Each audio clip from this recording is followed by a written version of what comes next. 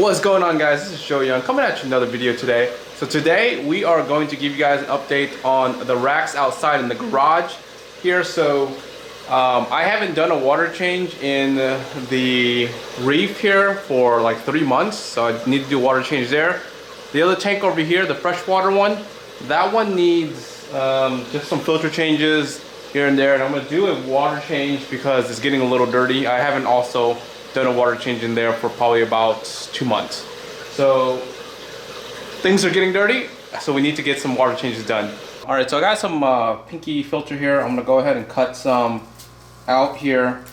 I've been using the same piece for about a couple months, and it's getting kind of worn down. And this little piece here is a template that is the pre-filter on the top. I'm gonna go ahead and just cut that. Super easy. I have like a ton more. It's super cheap too. Go ahead and replace it with this.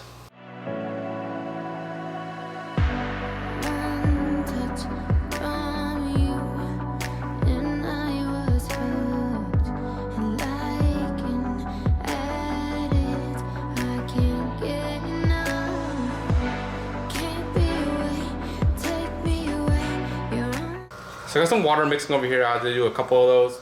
I only did a very small water change just to kind of remove the debris, nothing much. It's not really going to affect anything for the reef tank here.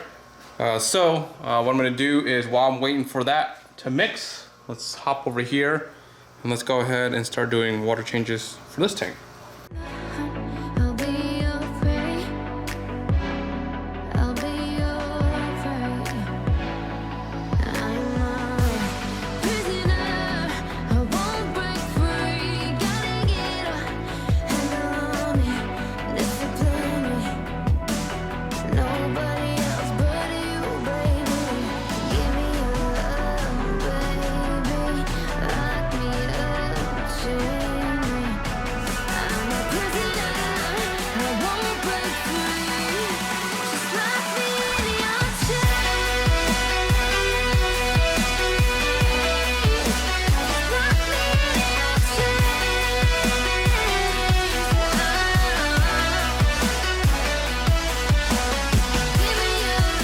Alright, so while we wait for the salt water to mix and fill up the last bucket there, I want to show you guys the fish real quick.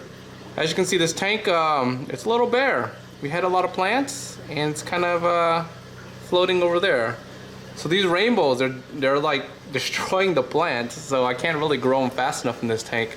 So I probably have to find some sort of other plant that's a little bit more durable, so that it doesn't get uprooted or like the leaves just get chewed up, because all the leaves over here are just getting eaten by these rainbows.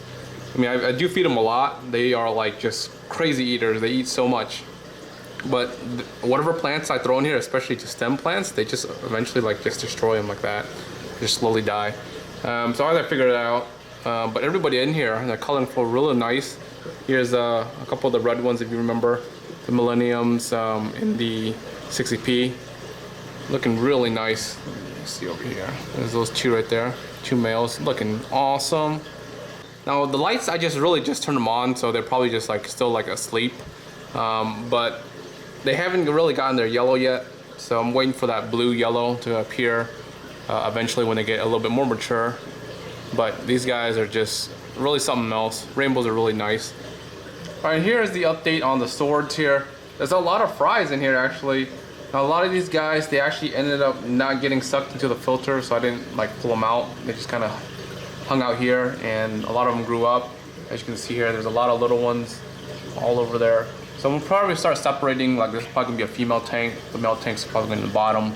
And start doing a little bit of selective breeding. There's only 1 male in here, so the breeding has kind of just gone down a little bit. But yeah, that's the only male right there, the red one. That's in the tank at least. The other ones are in the other tank. But tank's looking nice, you know.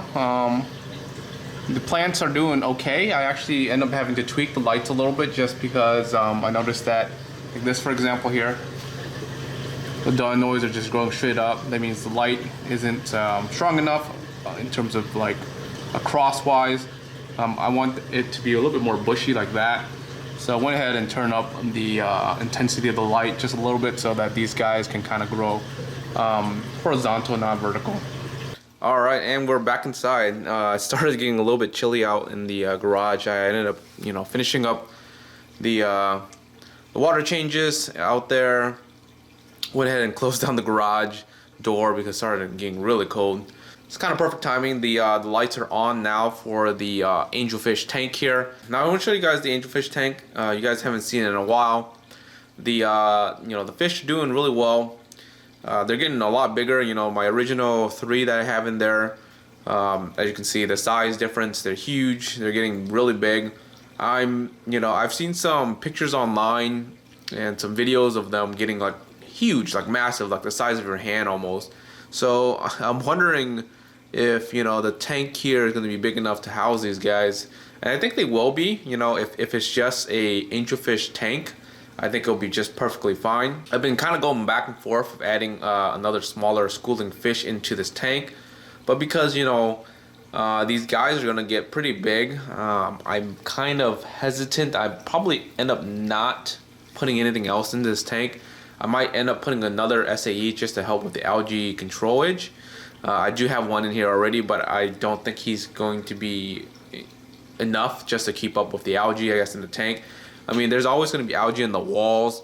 I could put in a pleco or some sort of algae either, but the problem is all the plecos, they love this sword here that I have up front, and these guys are pretty expensive, and they can eat those guys within like a matter of like days.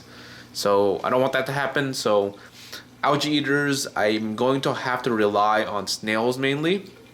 I have some Malaysian trumpet snails in here. They do really well, for soil agitation, and they do, fairly decent for algae.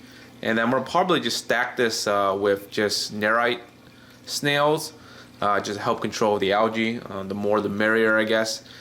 Just because I can't really have any other algae eaters in this tank. I did have, autos in here, remember? But then one of the angels, they decided to eat them, and then that one angel died because it choked on the auto. It was kind of just really a sad like scene. But so I don't want to keep anything too small where the angels will just eat them until something else comes along or whatnot. Like, I think these angels are going to stay put for a long time.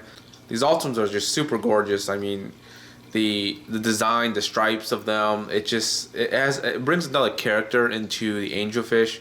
A lot of the angelfish that I've seen out there, like hybrids, mix and stuff, they look pretty nice too, but it's just something about these stripe patterns that are just really basic, simple, but they make the angels like look so nice.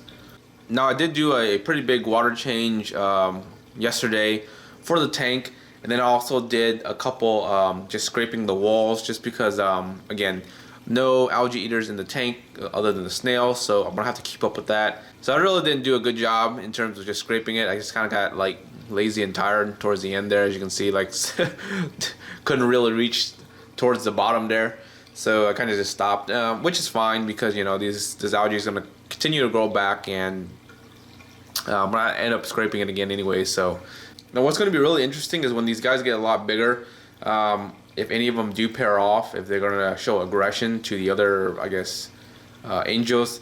That will be kind of interesting, because if that occurs, I might end up having to separate them, into a different tank and trying a separate project, breeding project similar to my discus, which I have no success yet, but maybe there'll be something else with the angels. I've only kept like maybe this is probably like my second or third angelfish attempt, and I've never gotten angelfish to their maximum size, so I don't know how big they need to get to be able to sex them, to get them to possibly breed. Now, some of these guys are pretty big. Those 3 that I originally have are pretty big. I think maybe like another couple months, or maybe within less than a year, I think they can probably get to breeding size.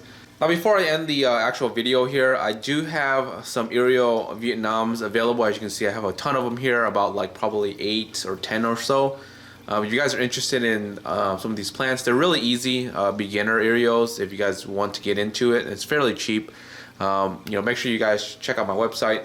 I'll have them available in there, or you guys can just message me on YouTube as well. I'm also selling some of these Erios in the back here. They're kind of unknown. When I bought them, I thought they were a specific species, but they turned out not to be. I have no idea what they are.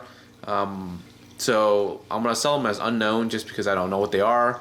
People can guess what they are, but you know, they're fairly big. Actually, they're probably like about 4 to 5 inches tall. I have probably about 8 or 9 of them. Again, if you guys are interested in those specifically, you guys can message me because I'm not gonna post them on my actual website because I don't know what they are. But if you guys are interested in those, you know, definitely holler at me.